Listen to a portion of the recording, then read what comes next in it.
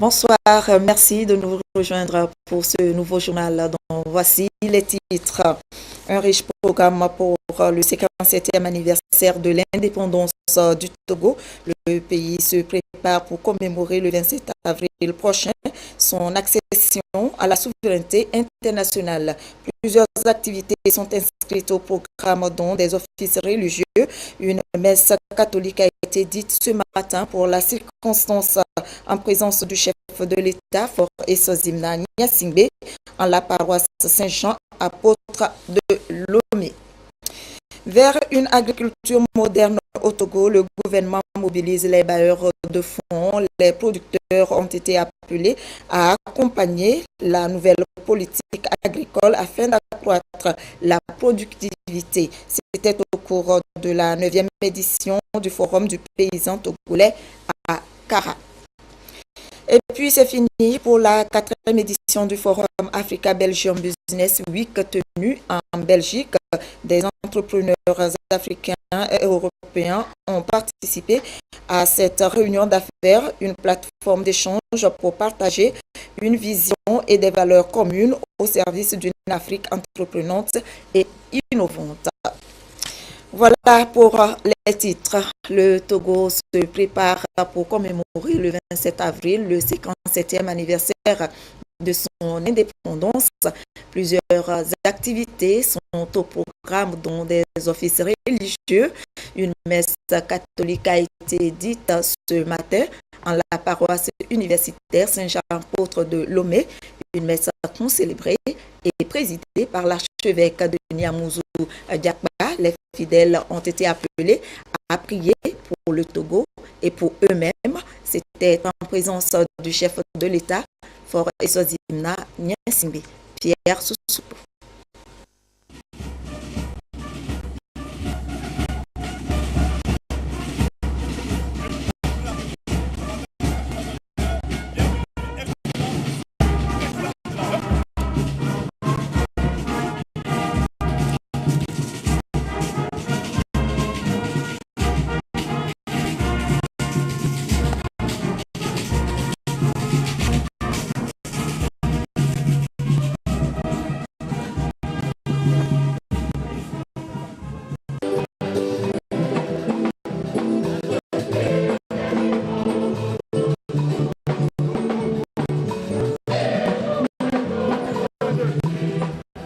Les fidèles debout comme un seul peuple pour implorer Dieu.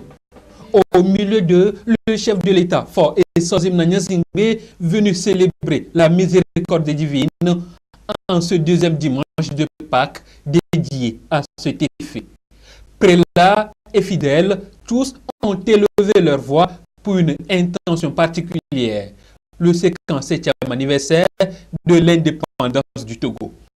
Et à l'orée de cet événement national, les mains tendues les uns envers les autres en signe de paix et de renforcement de la réconciliation est bien partagé ici, dans cette église Saint-Jean-Apôtre. D'un seul cœur, ils ont prié pour le Togo. Et à l'archevêque de Lomé, Denis Amouzou Diakba, d'exhorter l'Assemblée à demeurer dans la joie pascale pour bien commémorer le 27 avril, date de l'accession du Togo à la souveraineté nationale et internationale. Bien, chers frères et sœurs, il est également juste et bon que nous proclamions haut et fort la mort du Seigneur Jésus et que nous célébrions sa résurrection dans l'attente de la célébration du 57e anniversaire de notre accession à l'indépendance, c'est-à-dire à la souveraineté nationale et même internationale. Oui, à quelques jours seulement de la célébration de notre anniversaire de l'indépendance, aucun d'entre nous ne devrait perdre de vue la justesse et la signification profonde de la devise de la République togolaise. travail, liberté, patrie. C'est bien par le travail consciencieusement, régulièrement, assidûment et soigneusement accompli que nous ferons progresser et peaufinerons notre liberté chèrement acquise pour l'édification d'une patrie digne de ce nom. Parce que le même sang précieux coule dans nos veines, comme nous y invite fortement notre hymne national. Frères et sœurs bien-aimés,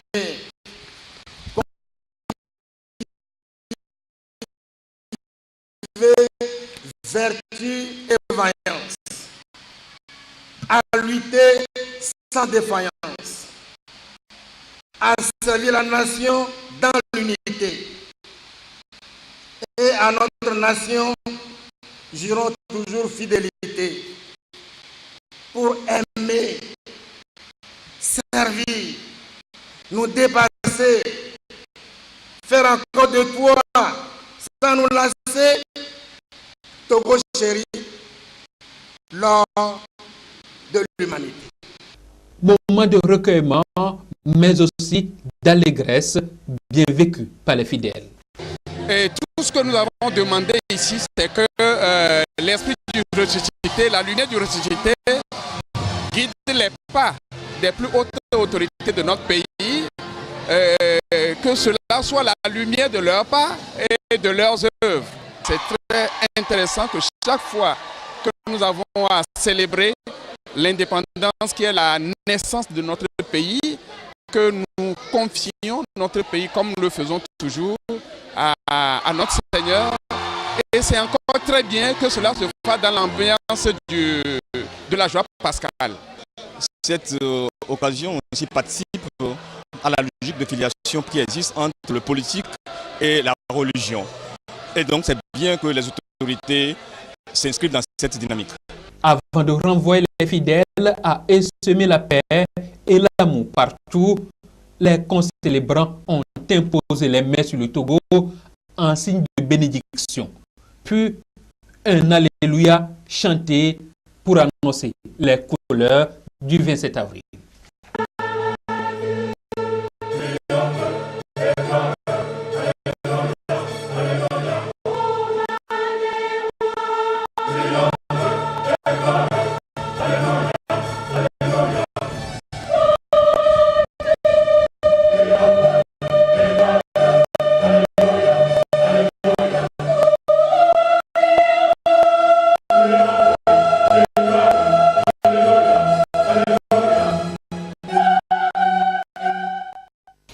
La célébration du 27 avril sous le sceau de la miséricorde divine, tous ensemble, maintenant, le cap vers un développement inclusif. C'est autour de ce thème que les fidèles se sont réunis sur toute l'étendue du territoire national pour implorer la grâce divine sur le pays. Le Premier ministre Kwame Selong-Klasu a pris part au culte protestant célébré à l'église évangélique presbytérienne de Nyekonakwe. Ferdinand Gassoua, Arnaud Kilou.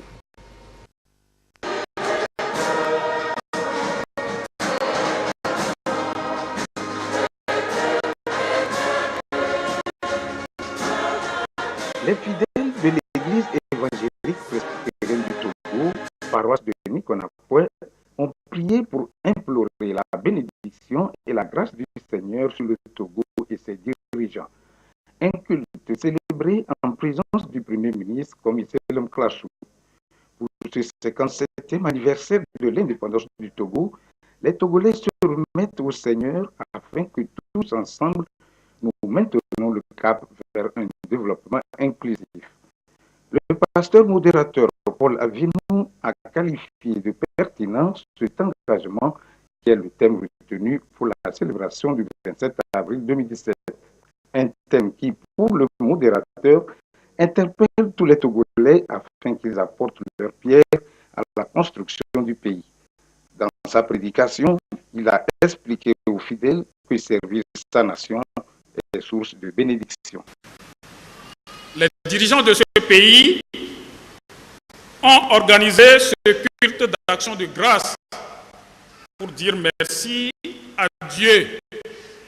C'est une source de bénédiction pour la nation tout entière. Et c'est un honneur particulier pour nous, le clergé togolais. Viens, bâtissons la cité. Oui, je voudrais m'attarder un peu sur ça. Togolais, viens. Chaque Togolais doit venir pour qu'ensemble, on bâtisse la cité, ce qui fait directement référence à tous ensemble. Maintenant, le cap vers un développement inclusif. Et c'est le lieu de vous dire, dirigeants de ce pays, grand merci. D'abord, d'avoir pensé à Dieu, que c'est lui qui nous dirige, c'est lui qui nous sanctifie, c'est lui qui nous maintient dans nos positions multiformes. C'est lui qui nous a donné la vie et la pensée, la force, l'intelligence et tout ce que nous avons pour travailler en l'honneur de son nom.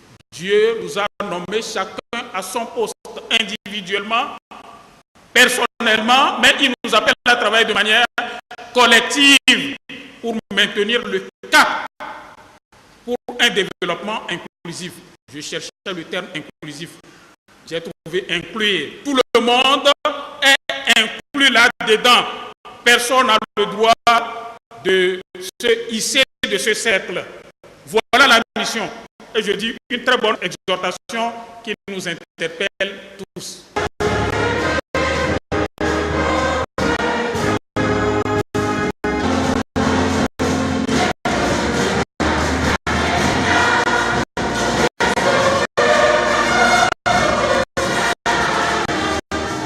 Louanges et adorations ont accompagné ce culte d'action de grâce pour que Dieu écoute les prières de ses fils rassemblés ici.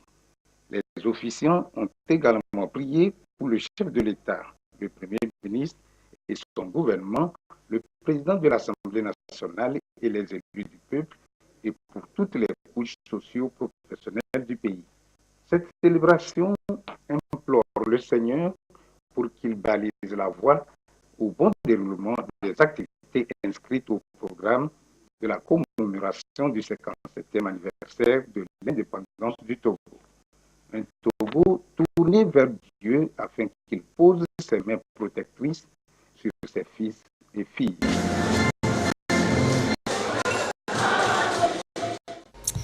À Dapaon, les fidèles chrétiens étaient en communion pour la même occasion.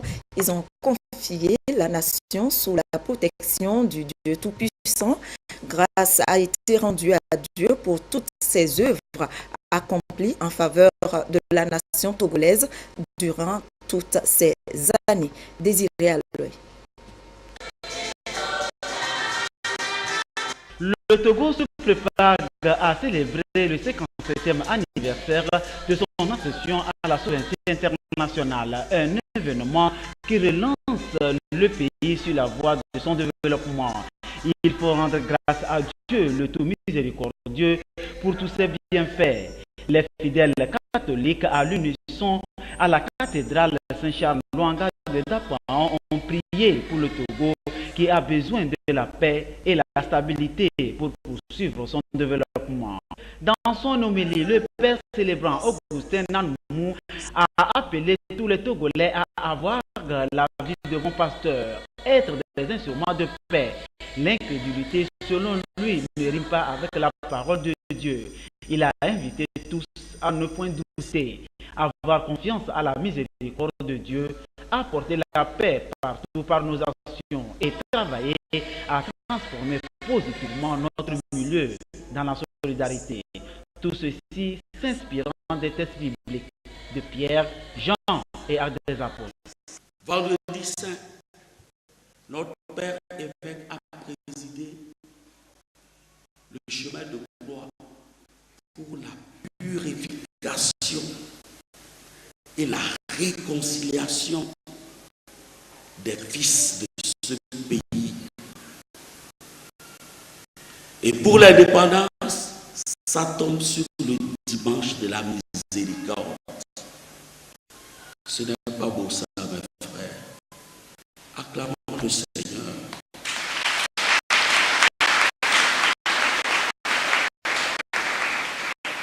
Nous devons l'acclamer, mais en respectant et en mettant en pratique sa parole. Et les 30 moyens, c'est l'action. L'action, travailler pour la promotion, pour le développement intégral de l'homme et que l'homme soit reconnu comme créature dans sa dignité responsable. À chacun de voir. Puisque même nous chantons dans l'unité, nous voulons te servir.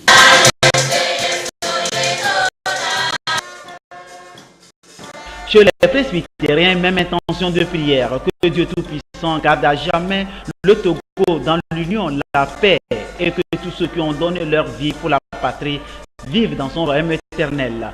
L'indépendance, comme le Saint-Esprit qui descend sur le Togo, à chaque Togolais d'œuvrer en synergie avec les autres fils du pays à construire le Togo, l'or de l'humanité.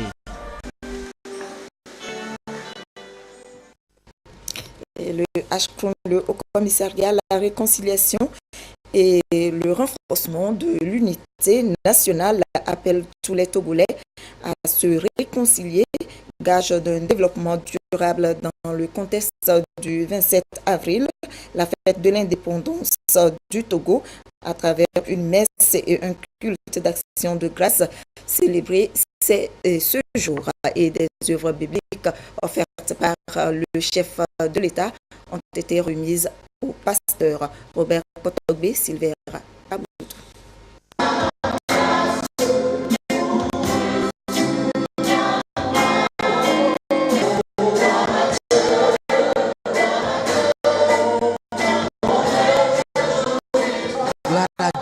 Gloire à Dieu, un chant d'adoration repris en chœur à l'entame de ce culte d'action de grâce, un culte à la demande du HCRON au commissariat à la réconciliation et au renforcement de l'unité nationale pour implorer la bénédiction divine sur le Togo.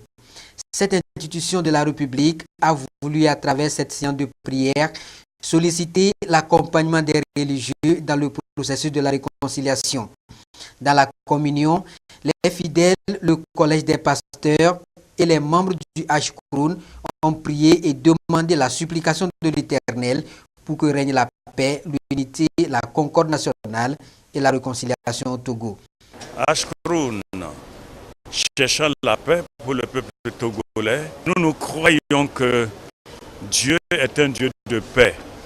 Nous croyons que si le cœur du Togolais est changé, a compris ce que c'est que l'amour de Dieu, il est facile de se réconcilier, il est facile vraiment de chercher la paix. Voilà pourquoi nous avons imploré la divine grâce de Dieu pour ce Togo.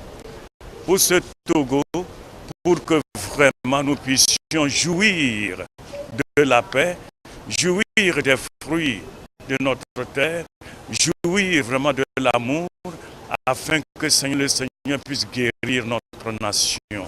Le mois d'avril est un mois très important pour nous, pour le Togo. Nous célébrons notre fête nationale. Nous devons porter notre pays entre les mains de Dieu, afin que les violences cycliques s'arrêtent, parce que nous sommes dans la phase de réparation de ce pays.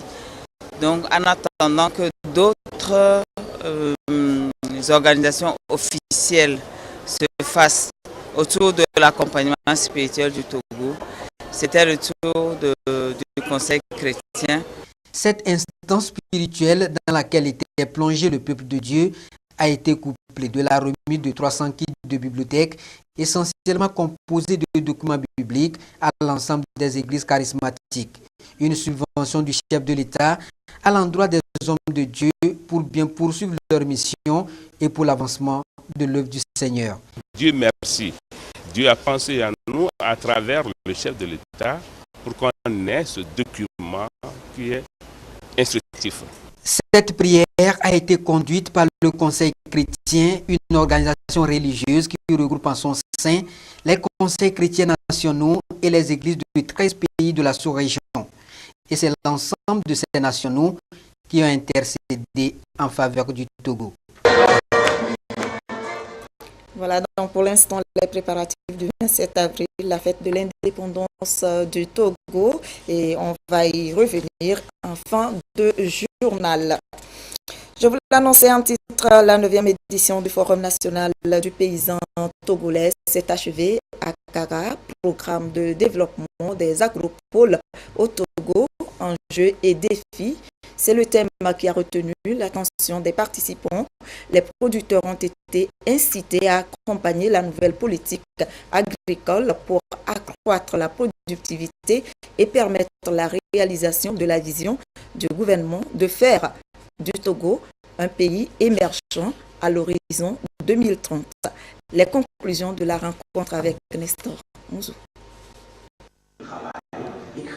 Faire de l'agriculture togolaise le moteur de la croissance économique.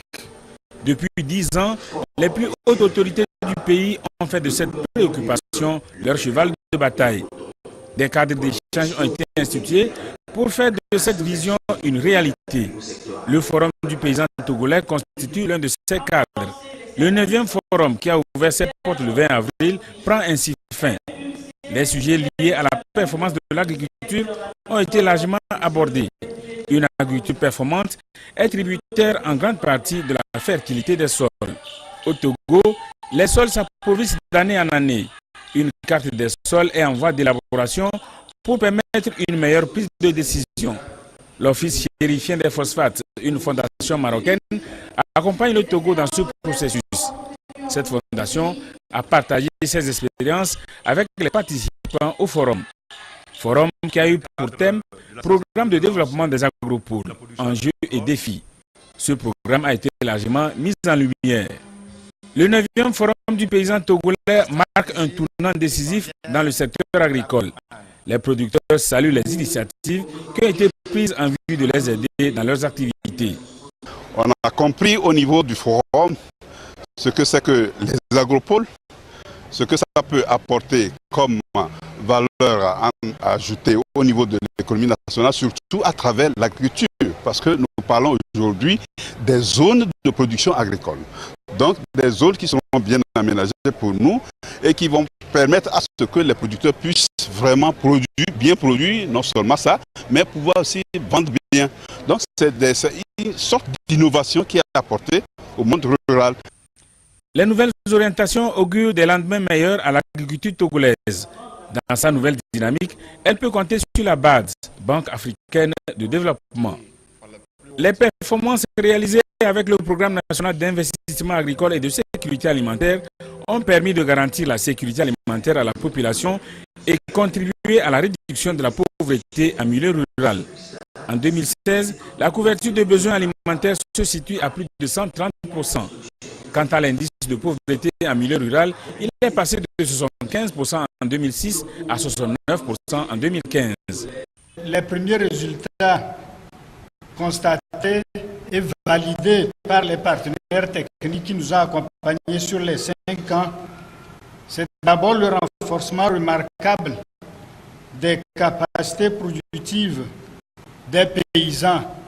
Le deuxième indicateur de performance, c'est la structuration du monde rural en coopérative agricole et même les fêtières. L'exemple vivant de la filière cotonnière nous en dit plus. Elle a réussi à mobiliser plus de 100 000 producteurs, ce qui n'était pas chose facile au regard des nombreuses difficultés que l'État togolais a connues dans les années 90. Le troisième indicateur, c'est l'amélioration de la productivité. Et ça, je voudrais féliciter l'Institut national de recherche agronomique qui a su adapter son mécanisme de recherche aux grands pas que les paysans menaient en tout point du territoire national. Si je prends l'exemple de la filière maïs, on est passé d'un rendement d'environ 1 tonne à plus de 2 tonnes actuellement. C'est dire que les semences performantes sont disponibles. Transmettant les salutations du président de la République à l'assistance, le Premier ministre s'est réjoui de la qualité des thèmes retenus. Le chef du gouvernement a ensuite félicité les producteurs pour les efforts qu'ils fournissent.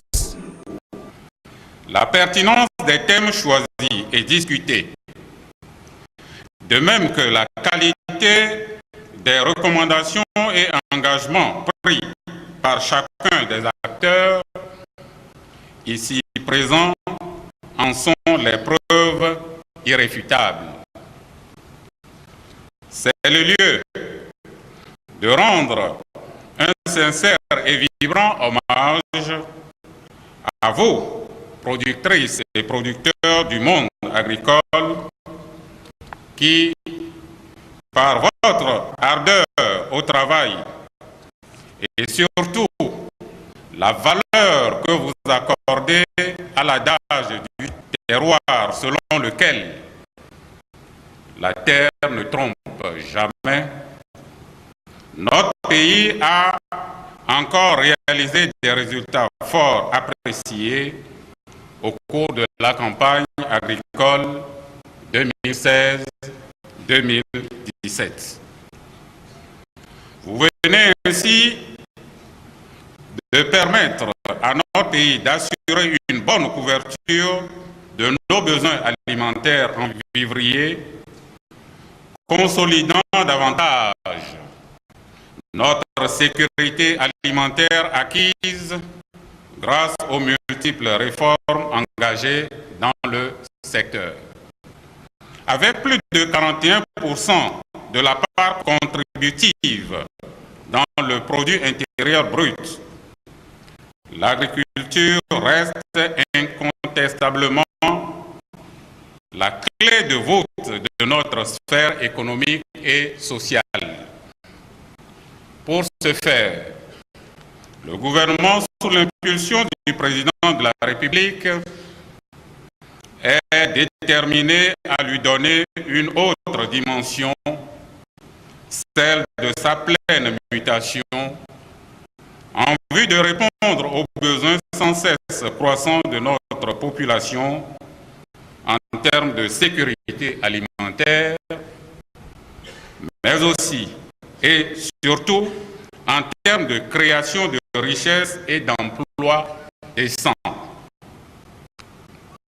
Il s'agit d'aller vers un modèle plus intégré et rentable qui ambitionne de faire de notre agriculture une agriculture moderne, durable et à haute valeur ajoutée, tout en restant au service des besoins alimentaires et d'une économie forte, inclusive, compétitive et génératrice de plein emploi à l'horizon 2030. Dans cette perspective, nous avons amorcé le processus de réforme indispensable à la transformation progressive du secteur agricole qui demeure le véritable moteur de la croissance de notre pays. Ces réformes touchent des domaines variés comme le secteur des engrais, la mise en place des interprofessions, la promotion de la mécanisation et des infrastructures de maîtrise de l'eau, la promotion des agropoles. Les agropoles vont être des zones où se développe toute une sorte d'activités. Écoles, centres de santé, marchés, magasins, industries, centres de loisirs avec en support des infrastructures socio-collectives de base. Le tout en rapport avec l'agriculture. Ces quelques exemples illustrent le niveau d'engagement du gouvernement décidé à poursuivre inlassablement les efforts en matière de développement de mesures visant à rendre l'agriculture togolaise plus attractive aux investisseurs privés. Le nouveau plan stratégique devant implémenter les mesures doit permettre de développer les chaînes de valeur au sein des filières agricoles dans une option de promotion de l'entrepreneuriat rural. Il est également question de relancer et de redynamiser la filière des cultures de rente telles que le café et le cacao, sans perdre de vue le soutien à apporter aux producteurs d'anacarde, pour ne citer que ces exemples. Pour la mobilisation du financement requis, je puis vous assurer que le gouvernement est en train de mettre en place des conditions nécessaires en vue de renforcer le cadre incitatif et faciliter aussi l'accès au crédit dans le secteur. Des discussions fructueuses et très prometteuses de haut niveau sont engagées avec les opérateurs financiers ainsi que des partenaires techniques et financiers à cet effet.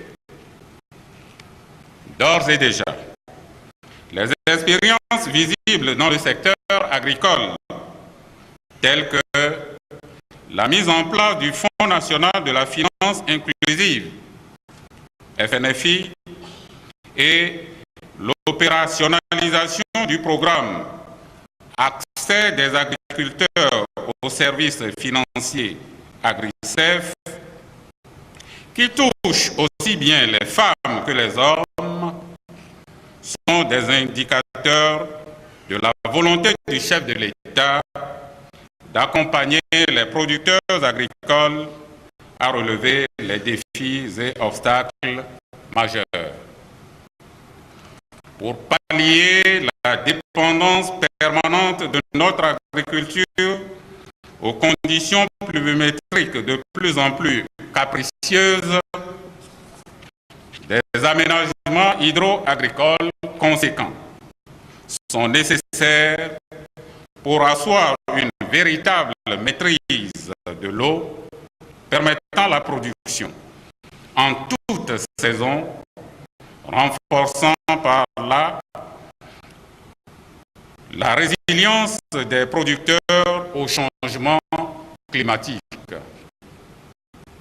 C'est pourquoi nous saluons déjà l'initiative de développement des agropoles à laquelle nous accordons une importance capitale et qui reste une opportunité de concentration des investissements pour assurer le développement des chaînes de valeur, la maîtrise de l'eau et la sécurisation foncière.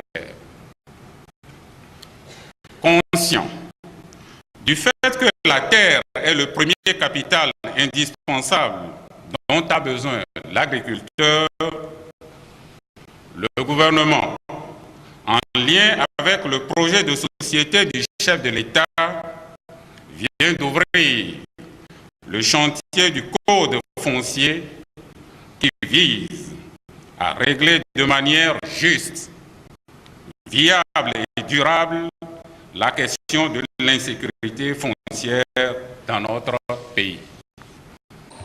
Le Premier ministre a salué l'excellente relation de coopération qui existe entre le Togo et le Royaume du Maroc. Il a invité les populations à collaborer étroitement avec les équipes ambulantes chargées de dresser la cartographie de la fertilité des sols. Par rapport à ce projet, une caravane va sillonner le pays.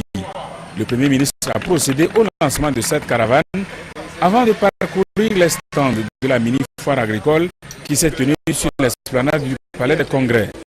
3 jours durant, les producteurs, les transformateurs et les détenteurs de technologies agricoles ont permis aux visiteurs de toucher du doigt leur réalisation.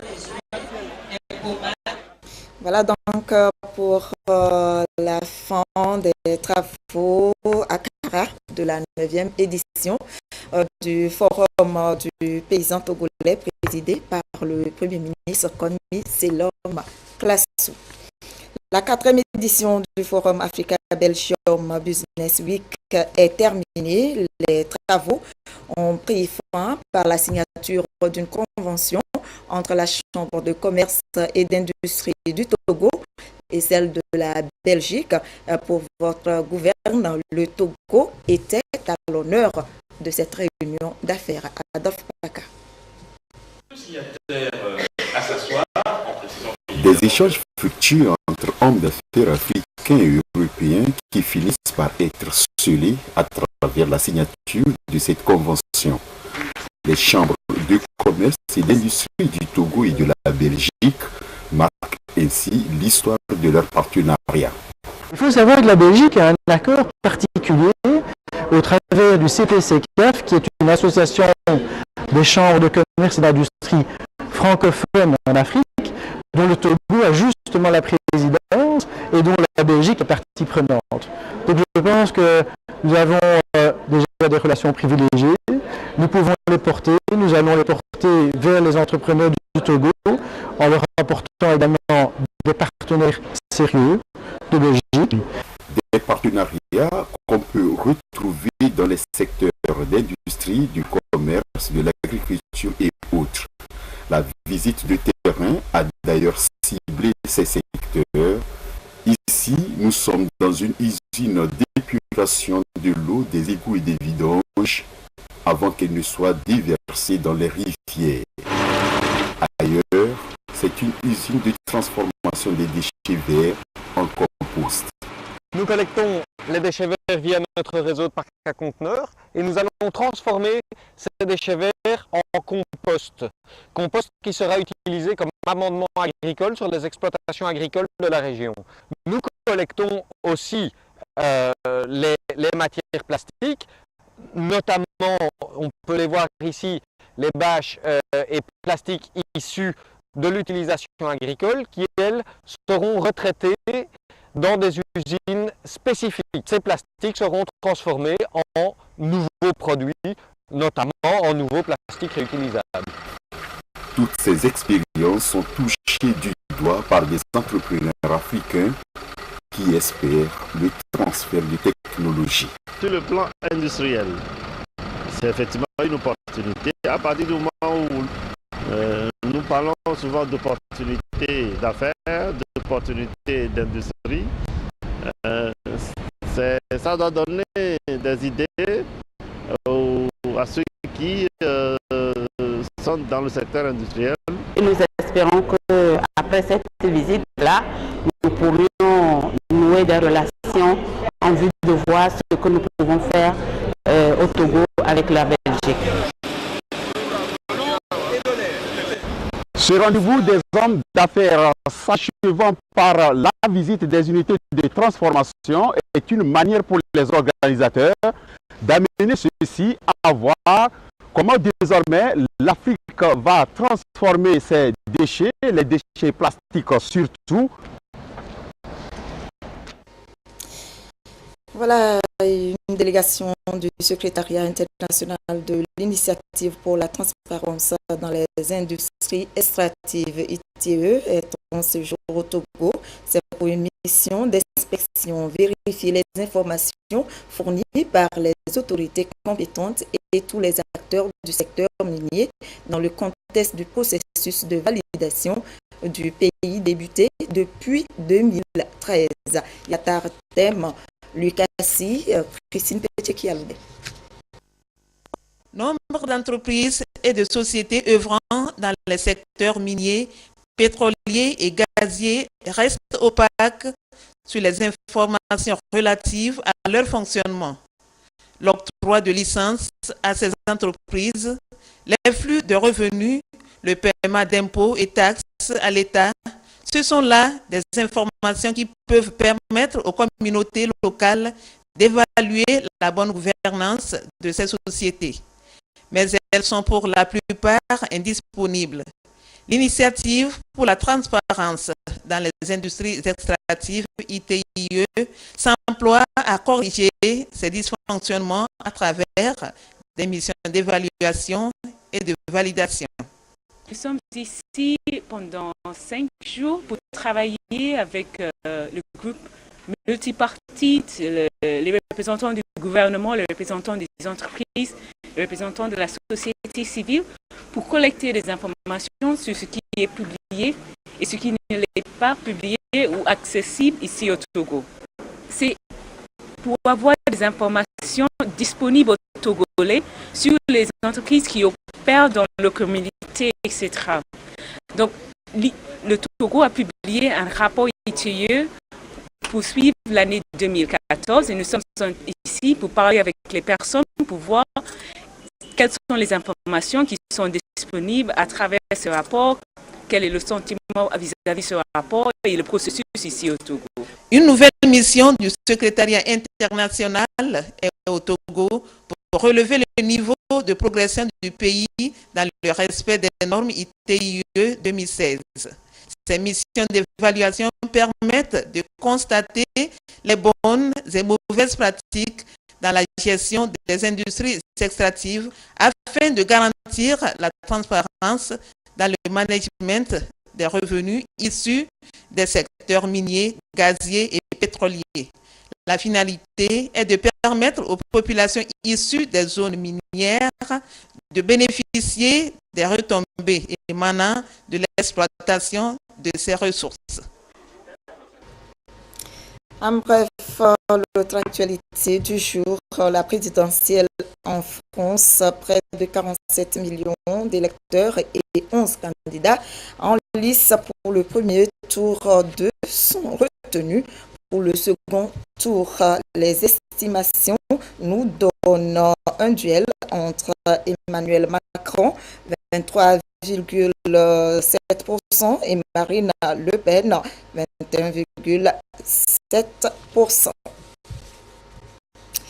Au Togo, la société anonyme Kajefki, société spécialisée dans le domaine des microfinances, vient de délivrer des attestations aux étudiants de la promotion 2016. C'est un centre de formation théorique et pratique qui permet aux diplômés d'être opérationnels sur le terrain à l'issue de leurs études. Serge Tassom, Carmen Madje Akako. Ces étudiants qui reçoivent leur parchemin ce jour sont désormais aptes à travailler comme agents de contrôle financier ou directeur de n'importe quelle institution de microfinance ou système financier décentralisé SFD. La formation a été assurée par Kajefki Academy qui compte ainsi faciliter l'insertion professionnelle des jeunes. C'est dans le souci d'apporter une solution au problème de qualité des ressources humaines que nous avons créé le centre Kajefki Academy pour donner des formations pratiques aux jeunes désireux de trouver de l'emploi dans le secteur de la microfinance qui est aujourd'hui le secteur le plus pourvoyeur d'emploi. Je suis tout à fait satisfaite de la formation et je vais chercher du travail dans une microfinance de la place. Je suis content de pouvoir dans mes dossiers mettre leur certificat en ce sens que je sais que d'abord c'est Kajefki est une société anonyme de renom que beaucoup de microfinances connaissent. Et là également, c'est une porte d'emploi, de futur emploi pour moi, parce que je suis également à la recherche d'emploi. Kajefki Academy est aujourd'hui présente dans plus de 10 pays de l'Afrique de l'Ouest et du Centre. Pour les années à venir, le centre compte développer son expertise dans les pays anglophones et ouvrir des sessions de cours en ligne. KGFI Academy est une initiative du groupe KGFI SA, une société spécialisée dans la gestion de conseils en finance et informatique. Depuis sa création en 2010, KGFI Academy a formé plus d'une cinquantaine de jeunes. Et pour la très prochaine célébration de l'indépendance du Togo, une course populaire s'est déroulée sur 4200 mètres pour les dames et 8200 mètres pour les hommes ce matin à Lomé, une activité sportive qui annonce bel et bien le 27 avril, jour de l'accession à la souveraineté internationale du pays. Jean Kofi et Deji. Partie de la poste centrale de Lomé, les 150 dames venues de tous les horizons du pays sont passées par la direction de la TDE à Sévito, le carrefour d'Ecom, la BPEC, la direction de Bruxelles, place Anani Santos pour déboucher au point de départ. Cette course a été rude, surtout sur les derniers 1000 mètres, et la première place a été longuement disputée entre les deux en tête de peloton, avant que Lamboni Landi ne l'emporte en 13 minutes 49 secondes, 3 tierces, devant Chouchou Chatom, 14 minutes 09 secondes. Tandis que Akucha Florence est classée 3e avec 14 minutes 46 secondes. Je n'étais pas sûre de gagner. Je m'entraîne presque chaque jour, surtout les samedis matin, les soirs aussi. Au niveau des hommes, les 8200 mètres ont été dominés par une vague de 4 athlètes qui, dès le départ, ont marqué une avance sur le reste du groupe. 276 au total, les 272 vont suivre les 4 premiers en passant par la Fontaine Lumineuse, Canal FM, Féticolore Badago, Collège Protestant, Carrefour CHU Sylvanus Olympio, Chêne Konapoué, BPEC, place Anani Santos, avant de chuter à la poste centrale, le point de départ. À l'arrivée, 3 des 4 ont été classés meilleurs et dans l'ordre, Combatté Moïpa de Dapan est premier avec 24 minutes 13 secondes, suivi de Tigongele Akleso et de Kakumisa Midaouna, tous deux venus de Palimi. L'année passée, c'est moi qui avais remporté. Cette année aussi, c'est moi qui ai remporté. J'ai remporté plusieurs fois. Mon secret, c'est l'entraînement. Parce que donc, chaque jour, moi, je dois m'entraîner. Au moins 1 heure de temps d'entraînement sur piste, soit sur la route. Donc, c'est ça qui m'a mené à faire cette course. Cette course populaire s'est déroulée à la grande satisfaction du ministère en charge des sports organisateur. Il y a lieu de se féliciter de ce que cette manifestation sportive se soit très bien déroulée. La mobilisation de la jeunesse a été très forte. Nous avons assisté à un exercice d'endurance digne des compétitions internationales et nous nous en félicitons. Trophée pour les meilleurs, des enveloppes allant de 10 000 à 75 000 francs CFA ont été données pour encourager les 30 meilleurs de chaque vague. Pour terminer la suite du programme du 27 avril, la fête de l'indépendance du Togo avec Joseph Amégan. Restez toujours avec nous, nos programmes continuent. Merci de votre fidélité. Je vous souhaite une très belle soirée. Programme de la commémoration du 57e anniversaire de l'indépendance du Togo. Lundi 24 avril 2017, 14h30, inauguration et gouvernement. 16h, inauguration du siège de l'OTR. Mardi 25 avril 2017, 8h, lancement des travaux du nouveau port de pêche de Lomé. 10h, inauguration de l'usine de fabrication de soluté à Aveta. Mercredi 26 avril 2017, 14h à 15h30, cérémonie de décoration à l'hôtel Radisson Blu 2 février, sous la Grande Tente. 16h À 17h30, exposition sur Sylvanus Olympio au Palais des Congrès de Lomé. 18h, ranimation de la flamme de l'indépendance. 18h30, retraite au flambeau. 19h, concert pour les jeunes à Kara et Yalomé. 19h à 21h, apothéose du Festival national de danse traditionnelle au Palais des Congrès. Jeudi 27 avril 2017, 5h30, 21 coups de salve. 7h, mise en place des populations à la place de défilé. 7h30, mise en place terminée des autorités administratives, politiques, militaires, religieuses, traditionnelles et des autres invités.